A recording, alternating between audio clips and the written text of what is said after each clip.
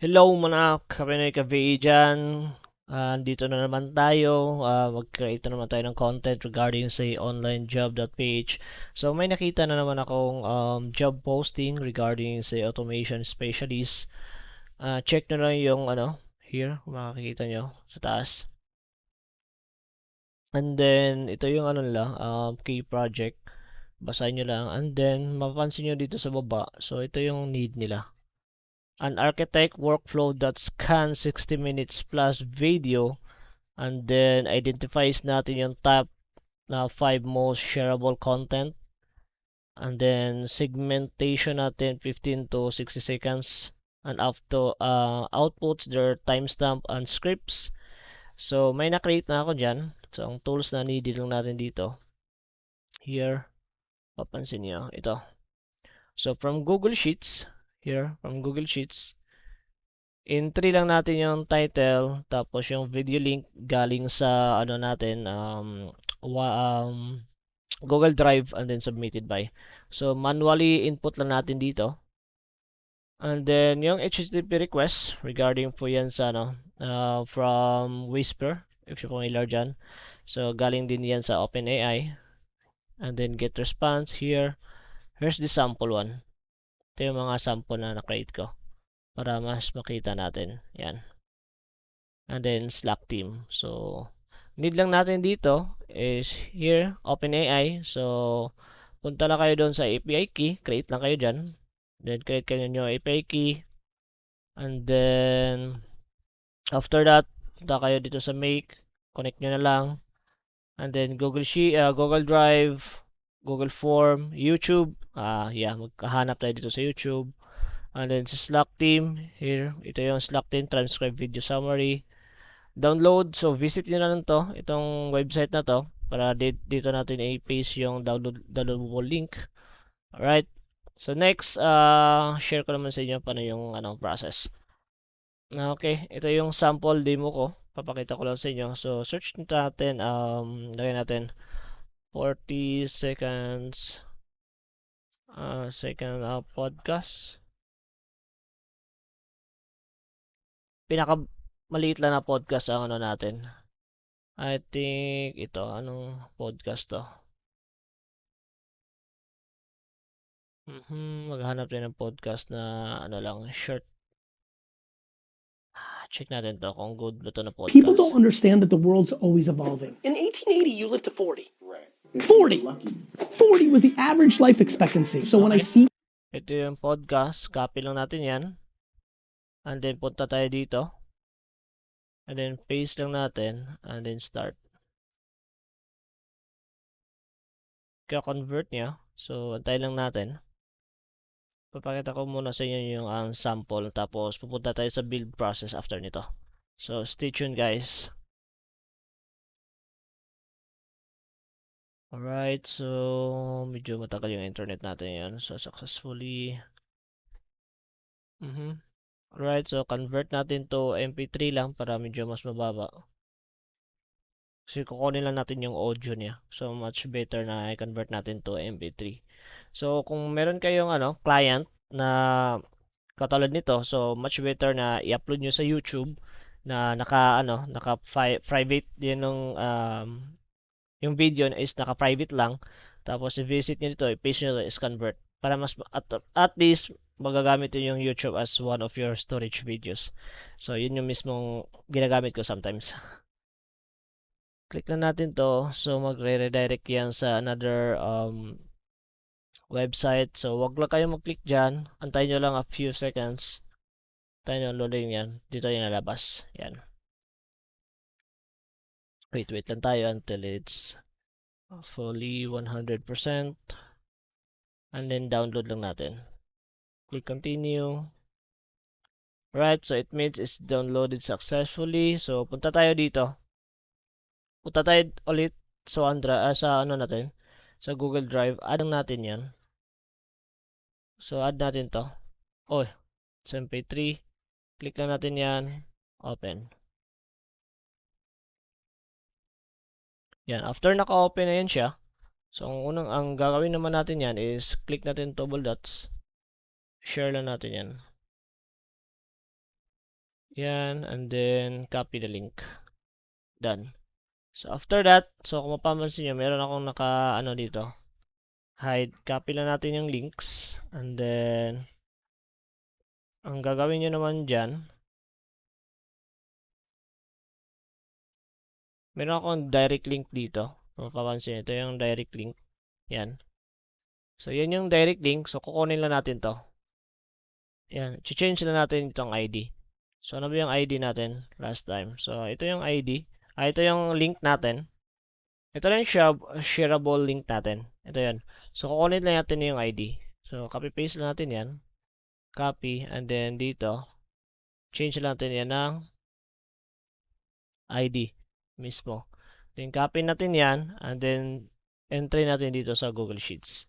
So, video link. So, paste nyo lang. And then, yung title niya. So, punta lang kayo sa YouTube. Ano yung title niya? So, lagyan lang natin yung title nito. So, ano ba yung title? Lagyan natin 40-second podcast. Sample lang naman to eh. Yan. Lagyan natin yung title. And then, submitted. Pinoy Bay. Yan. Yan lang. Lagay lang natin dyan. Next, since andyan na yan, naka-download na tayo. So, yun. Ang gagawin naman natin ngayon is i-run natin to. Since downloaded na yan, so, ang unang gagawin naman natin ngayon is right-click na natin to, choose run. So, I select the all. And then, save. Run once natin. So, to make it sure na tama yun. Right? So, stay tuned. Run once. Loading siya. Should we get. And then post request. Ito. Na-transcribe niya na. Tapos summary by ChatGPT. Lagay niya dito doon sa ano natin. Google Excel sheet. And then Slack. So, unang gagawin natin. Check muna natin. So, from ChatGPT. Punta tayo agad dito. Sa Google Sheets. So, si Google Sheets. Ito yung nilagay natin na podcast, sample podcast. Ito yung transcribe with ChatGPT summary. Kung mapapansin nyo, ito yan. Ito na yan. Yan. And then ito yung ano niya, summary with ChatGPT. Yan. Papansin nyo. Hindi yan hard-coded Generated by ano yan, AI. And then, check natin yun sa ano, sa Slack team. Yan. Ito yan. Same na yun dun. Yan.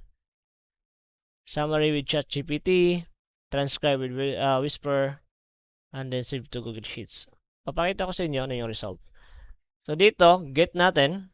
So get the URL from Google Sheets. And then isa-send natin from Whisper. So ito yung URL ni Whisper, transcriptions. Post natin 'yan. Ito yung API key natin, change natin 'yan. Tapos ito. File and then module ito. Then yung result, kung mapapansin yung result, ito yung result.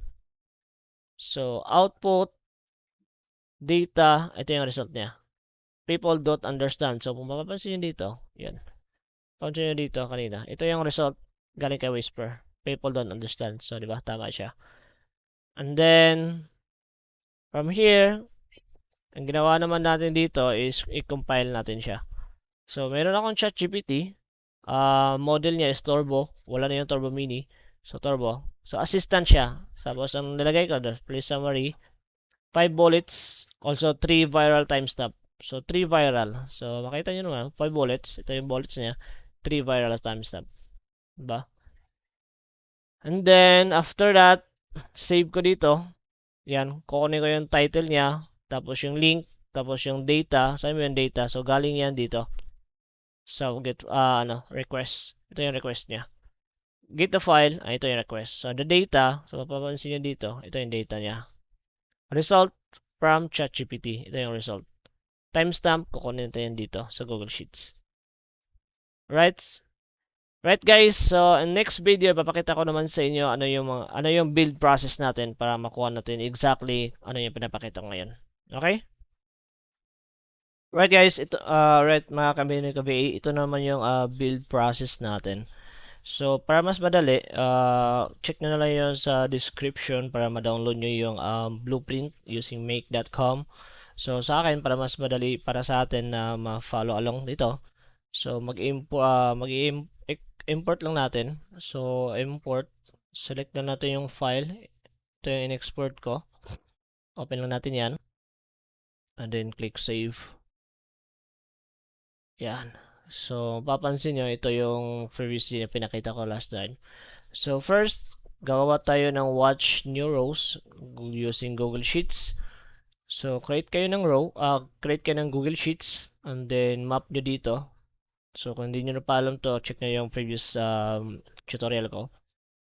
Next, meron tayong HTTP get file and HTTP make a request. So from this part, ito yung module from contacting from here. Ito yung maging workflow. Papakita ko pala sa inyo. So explain, ito yung workflow niya. Yan. Response dito, response doon, dito, check, check. Right? So ito yung mga response niya. Yan. So ChatGPT, Google Sheets. Okay. So next, kung nakakreate na kayo nakakreate na kayo ng ano ba tawag dito? Google Sheets. Ito yung Google Sheets. Make sure na ito yung tamang sheets na nilagay nyo dito. Yung mapapansin nyo. Ito yun. Google Sheets. Yan. Make sure tama yon. Tapos yung Sheets responses, makita nyo dito. Next, add kayo ng Google Sheet module. Add kayo ng HTTP module. So, add natin HTTP module and then kukunin natin yung video link. So, yung video link niya is imamap nyo lang. So, click nyo yan. Tapos makakita nyo dito is video link.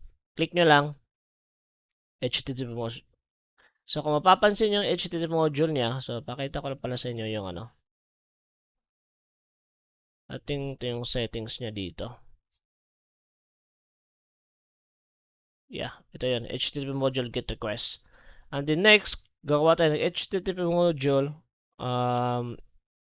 using naman request from Whisper. So, click natin yan. So, ito yung magiging niya.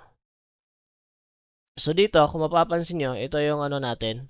Ito yung URL. So, URL, target natin yung transcription ni OpenAI. Next, yung method naman natin is post. And then yung name, authorization, tapos barrier, and then yung nyo. Ito yung API key. Papakita ko na lang. After sa video na to, i-delete ko naman para hindi nyo ma-access yung OpenAI account. And then next item, ito yung header part. Sa header item, next content type, tapos multi-part / form data. And then, sa body naman niya, lagay nyo lang dito is multipart.form. Ito. Ito yung body niya dapat. Kasi marami yan eh. Merong row, application, at tapos to. Make sure nakaselect yan dito. Tapos yung fields niya, lagay nyo lang dito kasi file naman siya. So, file type is file. Key is file. Ito, HTTP get a file. So, itong get a file, galing yan dito. Pwede kayo mag-map from dito. Pero meron naman tayong HTTP request get a file na kukunin nyo yung file galing dito. So, ang gagawin nyo lang natin is get a file. So, tapos item 2, field type text. Ang model natin, yung key niya is model, tapos yung value is Whisper. Ayan. Click lang natin save. Si OpenAI naman, so next is isa-summary natin kung ano yung maging result niya dito. Transcribe niya, summary by ChatGPT. Click natin yan. Kaya is ChatGPT. So, make sure connected na yun sa OpenAI nyo. Kung hindi pa, click nyo lang to add. Tapos yung API key, tapos organization ID. Kita nyo na sa previous, sa previous video ko. Tapos yung role niya, assistant. Tapos nilagay ko lang dito is, please summarize this transcript in 5 bullet points. Also, extract 3 viral timestamps with what was said during each. So, pwede natin ilagay yan dito. Ilagay na natin 3. 3 bullet points, tapos 3 timestamp. Tapos ito yung data niya. So, yung data naman niya is galing yan dito sa, yung data niya is galing yan dito sa, sa ito, galing kay Whisper output. So, para dito, papansin nyo ngayon, wala pang result kasi hindi pa natin nirun to. Pag once nirun natin yan, ang gagawin nyo naman dito ngayon is i-run yan each. So, after to makreate kayo ng triggers, run nyo to. After that, run nyo to, run once para makuha nyo yung data before kayo mag-add dito para mamapin nyo siya. Kasi pag na-run nyo na to, tapos ang result niya is okay or successful, pag map nyo dito, makikita nyo na yan. Excuse me. So, makikita nyo yung map dito. Tapos, max completion tokens, inilagay ko na lang is 1,000. Pag above 1,000, mag-error siya or I think mag-empty yung result niya. Google Sheets. So, si Google Sheets, same pa rin niya. Pero, doon tayo sa sheet. Dalawa kasi yun eh. Sheet 1, Sheet 2. Form responses, ito. Form responses. And then, ito yung transcribe with ChatGPT. Yan. Tapos, map nyo lang yan. So, map nyo lang doon sa Google Sheets. Dito. Tapos, yung URL niya. Video URL. Whisper data. So, yun. Ito yung magiging result niya. Dapat, ito yun. Make a request, not get a file. Just make a request. So, makikita nyo, dito yun, result niya. Tapos, yung result, using ChatGPT. So, dito yun, ChatGPT, result. Timestamp, kukunin nyo doon sa, dito. Timestamp. Then, click nyo lang save. Slack, so make sure na yung Slack nyo is connected kayo sa right account nyo. Here. And then, ito yung public channel niya. Right, kung medyo naguguluhan kayo, follow nyo lang along itong video na to. Papakita ko always. Ito yung submissions. Tapos, save to Google Sheets, transcribe, and save nyo lang. So, yun. So, download nyo na lang yung make blueprint, tapos follow nyo to along, lahat to. So, just make sure meron kayo nito. Alright? So, test natin para ito makita tayo it's working ba siya. So, punta tayo dito sa Google Form at sa form responses. So, maglalagay ulit tayo dito. So, punta ulit tayo sa dito sa podcast. Search lang natin yan kung ano makikita natin dito. Lang, yung pinaka maliit lang. Lagyan natin 40-second podcast.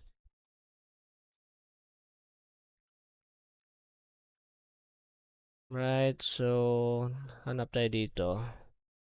I think ito. Ilang seconds ba ito?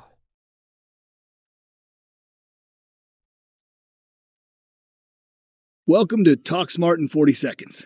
I'm Alex, Yan, and here with me is 40 Jamie. seconds. Today we're diving into some quick tips to Yan. Post natin yan. Then copy natin to. Punta tayo sa website na to. Paste natin. And then click start. Antay lang natin.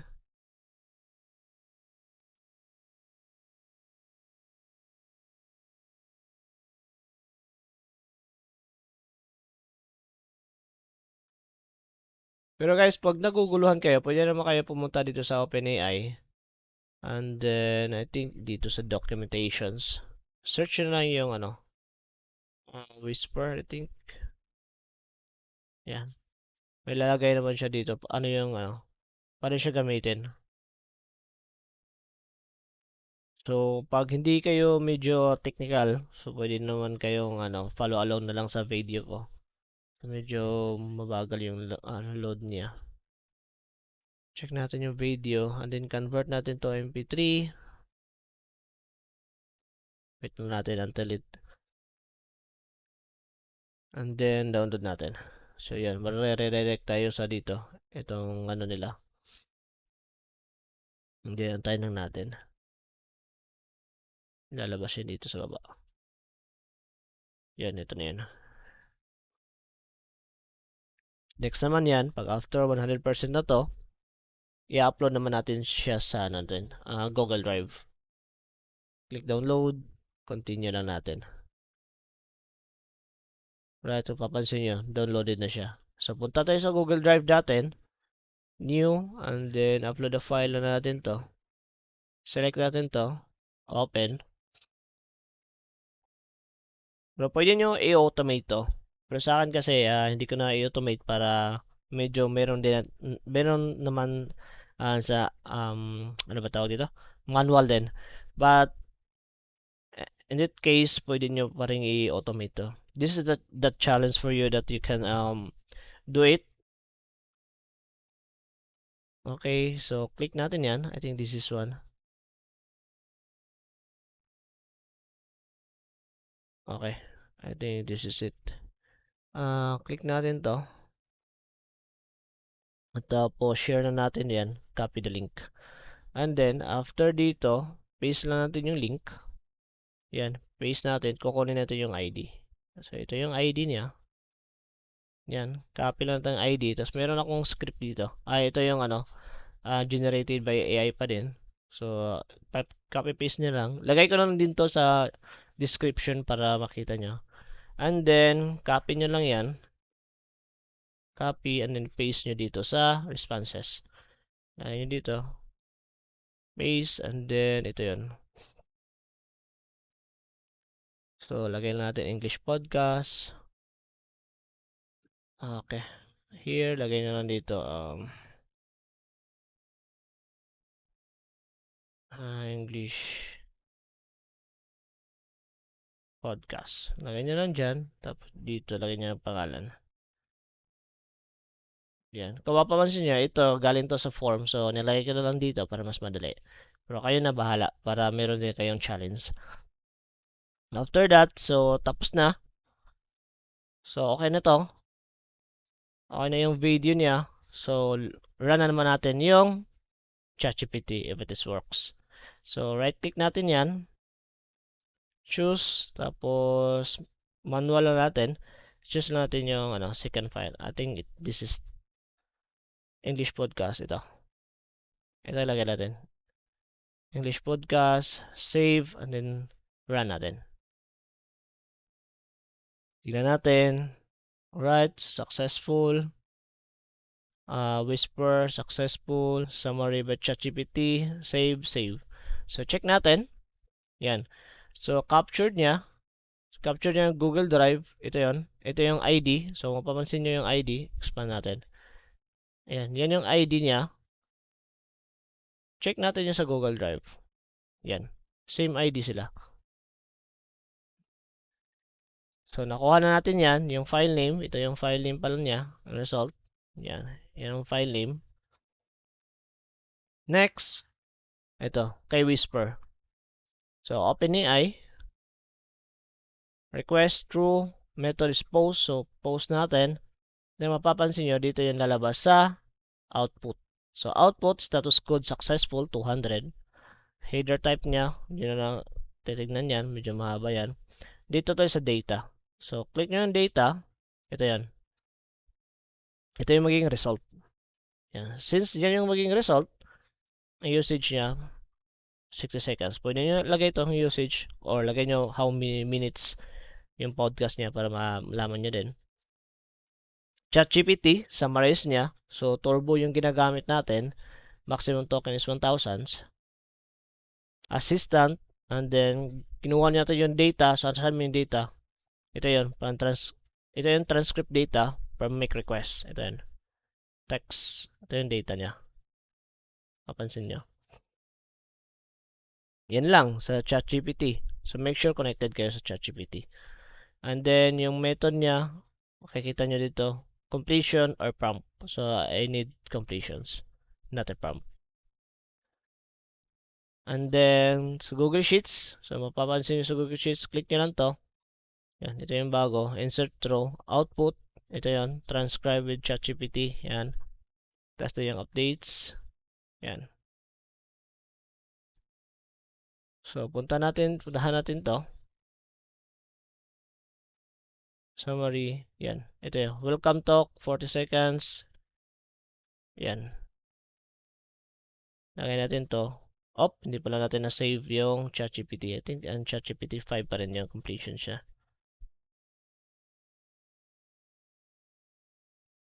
Yeah, 5 pa rin yung completion siya. Hindi ko pala na-save yung kanina. Dapat 3 lang yun. So, kasi 5 yun eh. So, labas dito, 5 yung completion niya, ito yung timestamp. Right? So, tignan natin sa Slack. So, sa Slack niya, same pa rin. So, English podcast, summary, timestamp. Alright guys, so ito yung tutorial. And then, lagay ka ito lang, tapos export yung blueprint. Yan. Check na lang yung sa description para makakita nyo. Tapos, yung automation naman sa Google Sheets, pwede nyo ang gagawin dito is Google Form. Tapos, after, yung trigger is Google Form. Tapos, papasok siya dito sa Google Sheets add row. Tapos, kayo na matutuloy dito. Alright guys, thanks for watching. Have a good day. Bye-bye.